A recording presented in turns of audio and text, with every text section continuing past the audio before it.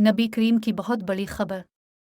नबी करीम सहाबा किराम को बड़ी अहम खबर सुनाना चाहते थे। लोगों को जमा करने के लिए अजान हुई। मदीना के तमाम मर्द और औरत मस्जिद में जमा हो गए। अब का चेहरा खुशी से दमक रहा था। फरमाया कि तुम जानते हो कि मैंने तुम्हें क्यों जमा किया है। सहाबा किराम का तजस्सुस मजीद बढ़ गया। फिर फरमाया मस्जिद नबवी से अजान की आवाज़ बुलंद हुई तो मदीना के सारे लोग काम छोड़कर मस्जिद की तरफ चल दिए।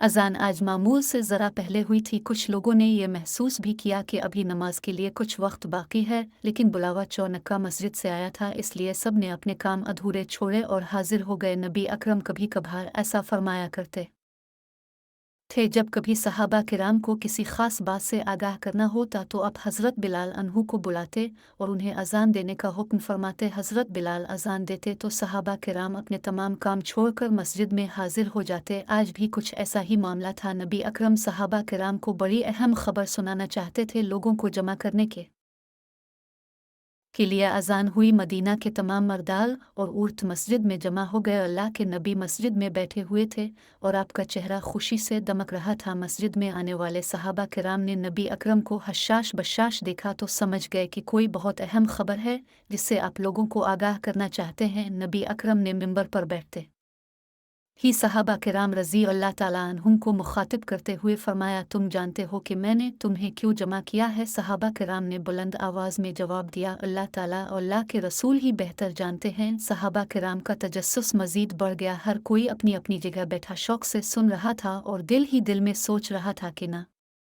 जाने आज कौन सी अहम खबर है जिसे सुनाने के लिए अब बड़े खुश हो रहे हैं। नबी अकरम ने सहाबा किराम को मुखातिब करके फरमाया, मैंने तुम्हें इसलिए जमा किया है कि तमीमदारी एक ईसाई नौजवान था। अल्लाह ताला ने इसे हिदायत नसीब फरमाई और अब वो इस्लाम ला चुका है। वो मेरे पास आया, इसने बैत की और इस्लाम कबूल कर लिया। इसने अपनी बातों के दौरान मुझे एक ऐसी बात बताई जो मैं तुम्हें बताना चाहता हूँ और तुम्हें अक्सर इस बात से ख़बरदार कर चुका हूँ। तमीम ने मुझे बताया कि मुझे एक दफ़ा समंदर में सफ़र करना पड़ा। हम कल्त आदमी थे। कश्ती समंदर की मौजों के थपेड़े खाती लहरों पर तैरती चली जा रही थी। अचानक समंदर में तूफ़ान आ गया, तेज़ हुआ चलने लगी।